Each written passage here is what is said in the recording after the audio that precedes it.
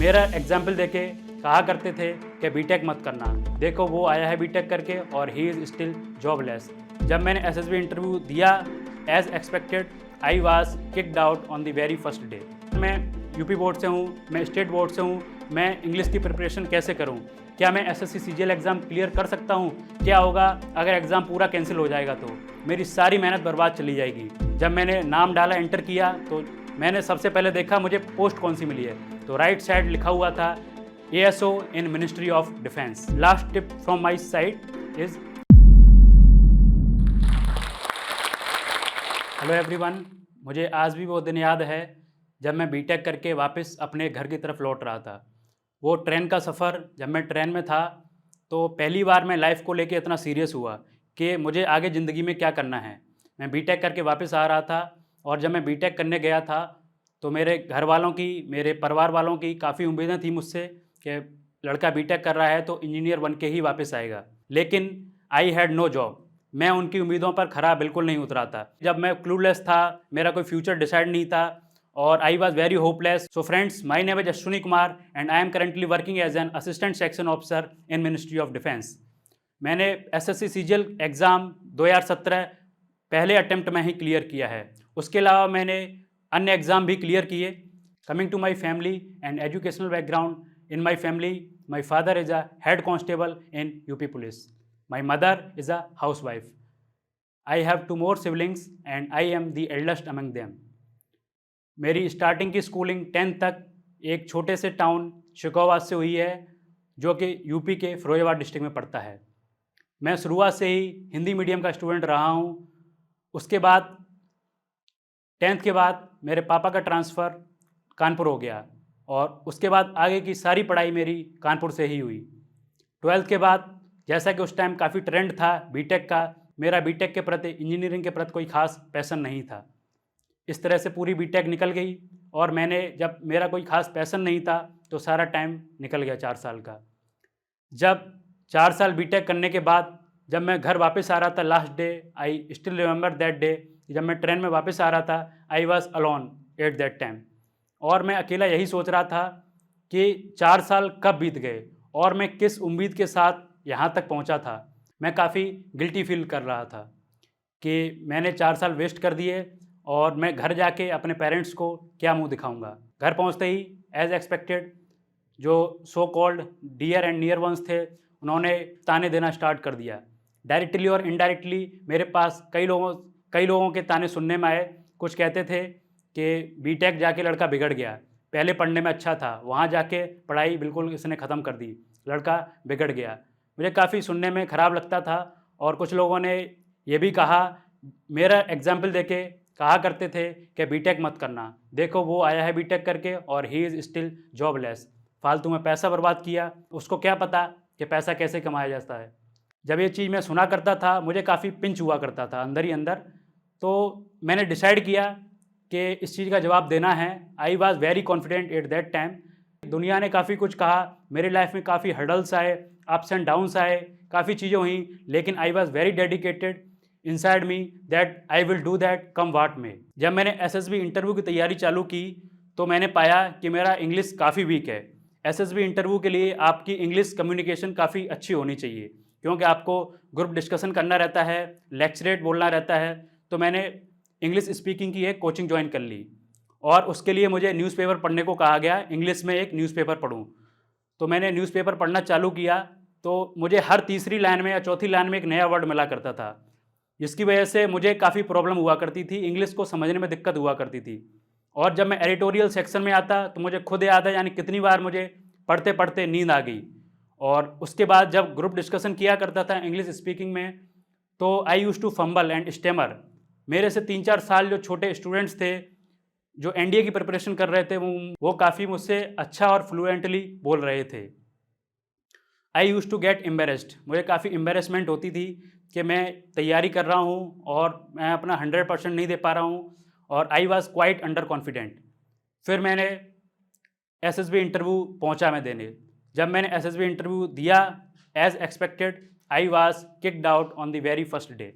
पहले दिन ही मैं एसएसबी से बाहर हो गया। I was very sad at that time क्योंकि 2-3 महीने जो भी मैंने अपना 100% दिया, मैं बाहर हो गया।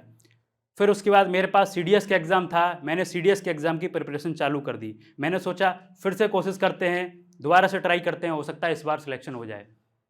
मुझे याद है कि मैंने जो 4-5 महीनों में, मैं नवंबर 2016 में मेरा सीडीएस का एग्ज़ाम था और जून 2016 में मैं पास आउट हुआ कॉलेज से। मैंने इन 4-5 महीनों में जितनी पढ़ाई की, उतनी मैंने कॉलेज के 4 साल मिला के भी नहीं की होगी। उसके बावजूद भी I couldn't clear CDS exam. English की वजह से मैं आगे फिर से प्रिपरेशन करने की हिम्मत नहीं कर पा रहा था। तो मैंने एक्सप्लोर किए और ऑप्शंस कि कौन सी ऐसी जॉब्स हैं जो मुझे ऑफिसर या इक्विवेलेंट टू ऑफिसर पोस्ट दे सकें। तो मैंने एसएससी सीजीएल की प्रिपरेशन के बारे में सोचा और मेरा एक फ्रेंड एसएससी की तैयारी पहले से ही कर रहा था, तो मैंने उससे सजेशन लिया। मैंने पूछा कि कैसी जॉब है, क्या इसकी जो जॉब प्रोफाइल कैसी रहती हैं। तो मैंने देखा उसकी जॉब प्रोफाइल मुझे काफ़ी पसंद आई। इंस्पेक्टर या फिर असिस्टेंट सेक्शन ऑफिसर जो पोस्ट रहती हैं जो मिनिस्ट्री में, वो मुझे काफ़ी पसंद आई। मैंने यही सोच के एसएससी सीजीएल की तैयारी चालू कर दी। मैं और वह फ्रेंड दिल्ली आ गए, एक अच्छी कोचिंग में एडमिशन लिया। एसएससी सीजीएल मेंस में इंग्लिश 200 नंबर की आती है और 200 नंबर का ही मैथ आता है। तो मैं सोच रहा था अगर मेरी इंग्लिश मजबूत नहीं हो पाई तो मैं एसएससी सीजीएल एग्ज़ाम क्लियर नहीं कर पाऊँगा। मैंने नॉर्मल कोचिंग ली जो कि 11 से, रेगुलर कोचिंग ली जो 11 से 2 बजे तक हुआ करती थी। उसके बाद इंग्लिश को मैंने मजबूत करने के लिए 2 से 5 एक एक्स्ट्रा बैच ज्वाइन किया। मेरा पूरा दिन कोचिंग में ही निकल जाता था। उसके बाद जब मैं घर पहुंचता तो सारा का सारा मुझे पढ़ना रहता, रिवाइज़ करना रहता और ये मेरा डेली का रूटीन था। जब मैंने पहला मॉक दिया, मुझे आज भी याद है कि उस मॉक में मेरे 47.5 मार्क्स आए आउट ऑफ 200 और उस टाइम रिक्वायर्ड कट ऑफ हुआ करता था 120 और 130 के अकॉर्डिंग। लेकिन मैंने हिम्मत नहीं हारी और मैं कोशिश करता रहा। धीरे धीरे मेरी कोशिश और मेहनत रंग लाई और जैसे जैसे सिलेबस आगे बढ़ता गया, मैं मेहनत करता गया और वही स्कोर जो 47.5 था धीरे धीरे 130, 140 के अराउंड पहुंच गया जब मेरी कोचिंग ख़त्म हुई। जब मैं कोचिंग कर रहा था तो मेरे कई फ्रेंड्स मुझसे कहा करते थे कि चलो कहीं घूमने चलते हैं, लेकिन मैं उनको मना कर दिया करता था क्योंकि I was very clear that I have to clear this exam in very first attempt only. मुझे पता था कि ये एग्ज़ाम का प्रोसेस 1-1.5 साल में पूरा हो जाता है और मैं 1-1.5 साल में जॉब चाहता हूँ, चाहे कुछ भी हो जाए। तो I didn't care about anything. मैंने फिर उसके बाद प्रिपरेशन करने के बाद मैंने एसएससी का प्रीलिम्स एग्ज़ाम दिया। एसएससी का प्री दिया तो I scored decent marks in SSC prelims exam. उसके बाद मैंने मेंस की प्रिपरेशन की और मेंस का एग्ज़ाम दिया। I also scored well in mains paper. But उस टाइम एक नई प्रॉब्लम आ गई कि 2017 सीजीएल के मेंस में पेपर लीक और एग्ज़ाम में माल प्रैक्टिसेस के एलिगेशन लगे, जिस वजह से जो इंटायर एसएससी सीजीएल प्रोसेस था उस पर सुप्रीम कोर्ट ने स्टे लगा दिया। जिस दिन मैंने ये न्यूज़ सुनी I was in utter shock. मेरे पैरों तले लिटरली ज़मीन खिसक गई थी क्योंकि मैं पिछले काफ़ी टाइम से 1-1.5 साल से केवल एसएससी की ही प्रिपरेशन कर रहा था, एसएससी सीजीएल की। और जब मुझे ये पता चला कि सारा एग्ज़ाम कैंसिल होने वाला है, स्टे लग गया, तो मेरे दिमाग में कई तरह के क्वेश्चन चल रहे थे कि क्या होगा अगर एग्ज़ाम पूरा कैंसिल हो जाएगा तो मेरी सारी मेहनत बर्बाद चली जाएगी। क्योंकि अन्य एग्ज़ाम्स के फॉर्म मैंने भरे नहीं थे या कुछ भरे भी थे तो उनकी कोई प्रिपरेशन ही नहीं मैं कर रहा था। आई was very nervous eight that time. मुझे लग रहा था फिर से मुझे प्रीलिम्स, मेंस और टियर 3 फिर से देना पड़ेगा। कुछ और फॉर्म भर रखे थे घर वालों के कहने पर, हालांकि मैंने उसकी प्रिपरेशन नहीं की थी। जो अन फॉर्म थे उन पर मैं ध्यान नहीं दे रहा था। मेरा केवल फोकस एसएससी सीजीएल पर ही था। और जब मैंने सोचा कि चलो अब बाकी फॉर्म्स हैं उनकी भी प्रिपरेशन करते हैं। There is a proverb in English, beggars can't be choosers, and at that time I was not left with any option. मेरे पास कोई ऑप्शन नहीं था, मुझे किसी भी हाल में एक जॉब चाहिए थी। तो जो भी एग्ज़ाम्स के फॉर्म मैंने भर रखे थे, like SSC CHSL, like UPSI, RPFSI, UP के स्टेट के कुछ एग्ज़ाम्स, मैंने सबकी तैयारी करना फिर से चालू कर दी और उसके लिए मैं वापस कानपुर से दिल्ली आ गया। अब मेरे सामने एक नया चैलेंज ये आया कि मुझे रिटन की एग्ज़ाम की तैयारी तो करनी थी, उसके साथ ही मुझे कुछ एग्ज़ाम्स में अच्छा फिजिकल स्टैंडर्ड भी चाहिए था, तो मुझे फिजिकल की भी तैयारी करनी थी। तो अब मेरा दिन 2 पार्ट में डिवाइड हो गया। मैं सुबह फिजिकल के लिए वर्कआउट करने जाता, मैंने एक कोचिंग ली और 2-3 घंटे वर्कआउट करने के बाद आके कब मेरी आँख लग जाती मुझे मालूम ही नहीं पड़ता था। जब मेरी नींद खुलती थी तो आधा दिन गुजर चुका होता था। अब मुझे बचे हुए टाइम में मुझे एसएससी, सीजीएल और अन्य जो एग्ज़ाम्स हैं उनके रिटन की तैयारी भी करनी थी। I was thinking at that time कि ज़िंदगी किस डायरेक्शन में जा रही है। मैंने कभी सोचा नहीं था कि मुझे ये सब करना पड़ेगा। मैंने सोचा था कि एसएससी सीजीएल की तैयारी करूँगा, 1 डेढ़ साल में जॉब लग जाएगी, लेकिन चीज़ें काफ़ी अलग हो रही थी जो कि मैंने सोचा था उससे। उसके बाद कई महीनों तक ये सब चलता रहा और कुछ महीनों बाद एक ब्रेक थ्रू मिला मुझे, एक good news I got selected in UP police sub inspector. जब मेरा सिलेक्शन हो गया तो घर वाले काफ़ी खुश थे क्योंकि वह मेरी पहली सरकारी नौकरी थी। उस टाइम मैंने रियलाइज़ किया कि एक सरकारी नौकरी की कितनी अहमियत होती है एक मिडिल क्लास फैमिली में। मेरे घर वाले काफ़ी खुश थे। मेरे पापा जो कि हेड कांस्टेबल हैं, उनका बेटा डायरेक्ट सब इंस्पेक्टर बन गया। उनके लिए किसी सपने से कम नहीं था। मैंने यूपी पुलिस की ट्रेनिंग ज्वाइन कर ली और fortunately by grace of God जो सुप्रीम कोर्ट ने स्टे लगा रखा था एसएससी सीजीएल एग्ज़ाम प्रोसेस पे, वो भी क्लियर हो गया। स्टे भी हट गया, तो it was also a good thing for me. इसी दौरान मैंने ट्रेनिंग ज्वाइन कर ली और मैं ट्रेनिंग कर रहा था। आखिरकार वो दिन आ ही गया जिसका मैं पिछले 3 सालों से इंतज़ार कर रहा था। मैंने नवंबर 2016 में सोचा था कि मैं एसएससी सीजीएल की तैयारी करूंगा और कोइंसिडेंटली ये नवंबर 2019 था, एग्जैक्टली आफ्टर 3 इयर्स के रिजल्ट डिक्लेयर हुआ। मुझे याद है वो शाम जब रिजल्ट डिक्लेयर हुआ, जो मेरे काफ़ी सारे फ्रेंड्स थे यूपीएसआई के, उनको भी पता था कि मैं एसएससी सीजीएल एग्ज़ाम के रिजल्ट का ही वेट कर रहा हूँ। और जैसे ही रिजल्ट डिक्लेयर हुआ, वो सब दे ऑल सराउंडेड मी। वो भी काफ़ी एक्साइटेड थे। जब मैंने पीडीएफ खोली, मुझे पता था कि मेरा सिलेक्शन हो जाएगा, बट उससे इम्पोर्टेंट ये था कि कौन सी पोस्ट मिलती है। जब मैंने नाम डाला, एंटर किया, तो मैंने सबसे पहले देखा मुझे पोस्ट कौन सी मिली है, तो राइट साइड लिखा हुआ था ASO in ministry of defence. तो आई वॉज वेरी हैप्पी। मैं उस टाइम की अपनी खुशी शब्दों में बयां नहीं कर सकता। I was literally very happy that day. उसके बाद जो मैंने पहला कॉल लगाया, अपने पापा को लगाया और जैसे ही मैंने पापा को बताया, पापा मेरा एसएससी सीजीएल 2017 में रिजल्ट आ गया है और मेरा सिलेक्शन हो गया है। He was very happy, he was literally on the top of the world. उनकी आवाज़ बता रही थी कि वो कितने खुश हैं और उन्होंने मुझे फ़ोन पर कई बार शाबाशी दी, कई बार उन्होंने मेरी तारीफ़ की और उन्होंने जब ये कहा कि I am proud of you बेटा, that moment was one of the happiest moment of my life. I think first time मेरे पापा ने कभी मुझसे बोला कि बेटा I am proud of you. Now I would like to give some tips and suggestions to the aspirants who have been preparing for SSC और some other government job examinations. मेरी इंग्लिश स्टार्टिंग से काफ़ी कमज़ोर थी। मैं एक Hindi medium का student था। उसके बाद जब मैंने उस पर फोकस किया, उस पर मैंने एक्स्ट्रा टाइम दिया, हालांकि मुझे काफ़ी मेहनत करनी पड़ी।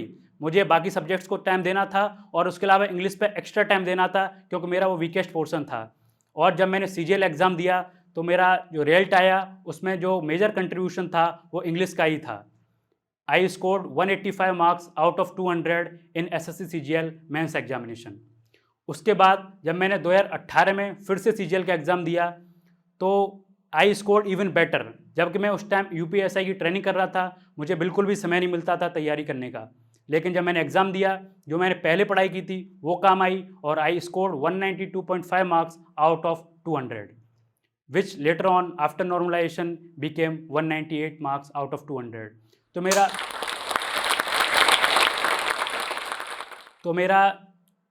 मेरा स्कोर बताने का पर्पस केवल ये है कि मैं इतना वीक होने के बाद भी English used to be my weakest point. Later on by dint of hard work and determination I converted it into my strongest portion. जब लोगों ने मुझे क्रिटिसाइज़ करना चालू किया तो मुझे काफ़ी पिंच होता था, काफ़ी मैं हर्ट होता था अंदर ही अंदर। तो मैंने उस टाइम मन ही मन ठान लिया था कि एक दिन मैं कुछ ना कुछ बड़ा करके दिखाऊंगा और इनको जवाब अपने आप मिल जाएगा। मेरा पहला सजेशन ये होगा कि आप तैयारी जब भी कर रहे हैं, आपको तैयारी में प्रॉब्लम्स आएंगी ही आएंगी। ज़्यादातर लोग से मैंने बात की है तो वो कहते हैं कई प्रकार की उनको प्रॉब्लम्स आती है और मुझे भी काफ़ी प्रॉब्लम्स आई। Like we expected cut off, कई बार एसएससी का कट ऑफ काफ़ी अनएक्सपेक्टेड हो जाता है। अनएक्सपेक्टेड पेपर, कई बार ऐसा होता है कि जो एसएससी का पेपर जो सेट होता है वो काफ़ी अनएक्सपेक्टेड हो जाता है। उसके अलावा financial problems, family problems, emotional problems, कई सारी प्रॉब्लम्स आपकी लाइफ में आ सकती हैं। But you have to keep this thing in your mind that you have not to give up come what में। आप लोगों को गिव अप बिल्कुल भी नहीं करना है। प्रॉब्लम्स आएंगी, वो अगर आप जॉब लग जाएगी आपकी उसके बाद भी आएंगी, लेकिन आप लोग को गिव अप बिल्कुल भी नहीं करना है, चाहे कुछ भी हो जाए। My second suggestion is that consistency. कई लोग का प्रॉब्लम रहता है कि वो कंसिस्टेंट नहीं रह पाते, और I think it is very difficult to become consistent every time. तो आप लोग, ज़्यादातर मैंने देखा है स्टूडेंट्स से जो बात की है, उनको ये प्रॉब्लम रहती है कि वो एक हफ्ते पढ़ते हैं, फिर 3-4 दिन उनकी पढ़ाई का ब्रेक हो जाता है, स्पेशली तब जब एग्ज़ाम की कोई स्पेसिफिक डेट फिक्स ना हो।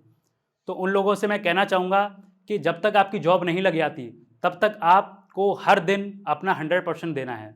एक आध दिन चल जाता है 15-20 दिन में, पर ये नहीं कि हर हफ्ते के बाद आप लोग 3-4 दिन की छुट्टी कर रहे हैं। अगर आप मेहनत कर रहे हैं, अगर आप ट्रूली डेडिकेटेड हैं कि आपको एग्ज़ाम क्लियर करना है, you can not afford missing a single day while your preparation. तो आप लोग को डेली पढ़ना है। कभी कभी अगर आप रिलैक्स मोड में जाना चाहते हैं तब भी आप लोग कुछ ऐसा करिए जो कि आपको एग्ज़ाम में हेल्प करे, जैसे कि सेल्फ हेल्प बुक्स पढ़िए। उसके अलावा जो बायोग्राफीज़ हैं, ऑटोबायोग्राफीज़ हैं लीडर्स की, पॉलिटिशियंस की, जो काफ़ी सेलिब्रेटेड पर्सनैलिटीज़ हैं वर्ल्ड्स की, उनकी ऑटोबायोग्राफी या बायोग्राफी आप पढ़ सकते हैं। और अगर आपकी इंग्लिश वीक है तो उसको आप इंग्लिश में पढ़ सकते हैं, जिससे आपकी इंग्लिश भी इम्प्रूव होगी, और उसके अलावा साथ में आप कुछ सीख भी रहे हैं। कई लोग मैंने देखा है कि मॉक टेस्ट को काफ़ी अंडर एस्टिमेट करते हैं। मेरी कई लोगों से बात हुई, उनके मॉक टेस्ट में नंबर कम आते हैं तो वो मॉक टेस्ट को देना ही छोड़ देते हैं। तो mock test is true reflection of your preparation. तो आप लोग मॉक टेस्ट को बिल्कुल भी अवॉइड मत कीजिए। अगर आपका स्कोर कम आ रहा है तो इसका मतलब ये नहीं कि आप इसको देना ही बंद कर दें। आप देखिए कमी कहाँ रही है और उस कमी को सुधार कीजिए। मेरा भी स्टार्टिंग में स्कोर काफ़ी कम आया, जैसा कि मैंने बताया। उसके बाद मैंने हर मॉक टेस्ट में, वीकली में मॉक टेस्ट दिया करता था, और हर मॉक टेस्ट में मैंने कुछ ना कुछ सुधार किया, और 5-6 महीने बाद मेरा स्कोर काफ़ी अच्छा इम्प्रूव हो गया। तो आप लोग मॉक टेस्ट को बिल्कुल भी नज़रअंदाज ना करें। Last last tip from my side is, जैसा कि मैं ज्वाइनिंग से पहले मैंने और अपने दोस्तों के साथ जो मेरे प्रिपरेशन कर रहे थे साथ में मिलके एक यूट्यूब चैनल बनाया मैथ वॉरियर्स नाम से। तो उस पर मैंने काफ़ी वीडियोस अपलोड की, स्ट्रेटजीज़ की, सजेशंस की। स्टूडेंट्स के लिए मैंने कुछ इंग्लिश के वीडियोस भी अपलोड किए कि इंग्लिश की तैयारी कैसे करें। तो जो ज़्यादातर कमेंट्स जो आते थे, मोस्ट कॉमन कमेंट ये था कि सर मैं यूपी बोर्ड से हूँ, मैं स्टेट बोर्ड से हूँ, मैं इंग्लिश की प्रिपरेशन कैसे करूँ? क्या मैं एसएससी सीजीएल एग्ज़ाम क्लियर कर सकता हूँ? क्योंकि एसएससी का कोई भी एग्ज़ाम हो, English plays a very important role. तो उन स्टूडेंट्स से मैं ये कहना चाहता हूँ, मेरी स्टोरी से वो कुछ अगर सबक ले सकें तो मुझे काफ़ी खुशी होगी। तो मेरा यही कहना है आप लोगों से कि अगर आप भी हार्ड वर्क करें, डेडिकेशन के साथ करें और उसमें इंटरेस्ट लें। जब आप हार्ड वर्क करेंगे, उसी चीज़ को बार बार करेंगे, तो धीरे धीरे आपका इंटरेस्ट डेवलप होने लगेगा। अगर आप इंटरेस्ट नहीं लेंगे, आप उसको बर्डन की तरह करेंगे, तो आपको काफ़ी प्रॉब्लम होगी और उसको आपको ओवरकम करने में काफ़ी डिफ़िकल्टी हो सकती है। तो मैं अपनी स्टोरी से यही कहना चाहता हूँ, if I can do this so you can. Thank you. लगता था शायद मैं आईएएस बन भी जाऊं तो मुझे इंग्लिश शायद नहीं बोल पाऊंगा।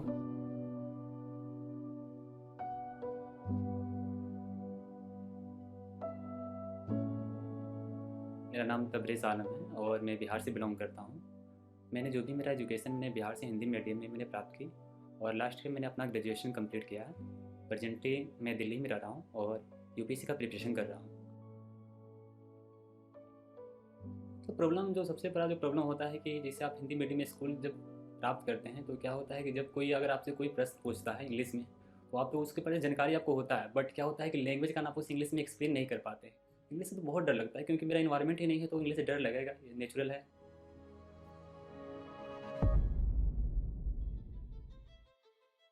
मैंने जोश स्किल एप्लीकेशन के बारे में मैंने सुना, तो मैंने जिस स्किल के बारे में सुना और जाकर उसे इंस्टॉल भी किया था और मैंने उसकी जो भी प्रोसेस है मैंने उसे जाना और इंग्लिश स्पीकिंग कोर्स के लिए मैंने क्लास स्टार्ट कर दिया। पहले तो थोड़ा बेसिक पोर्शन ग्रामर का बताया जाता है, उसके बाद वोकैब्स का जो प्रैक्टिस करना पड़ता है, उसके बाद रीडिंग प्रैक्टिस होता है और अल्टीमेटली आपको प्रैक्टिस करना पड़ता है आपके प्रैक्टिस पार्टनर से। 10 मिनट आपको मिनिमम बात करना पड़ता है, उसके बाद आपका एक जो कोर्स होता है वो कंप्लीट हो पाता है। मैं बोल सकता हूँ श्योरली कि मैं किसी से भी कोई भी पर्सन मैं उसे इंग्लिश में कम्युनिकेट कर सकता हूँ, मुझे कोई इशू नहीं है।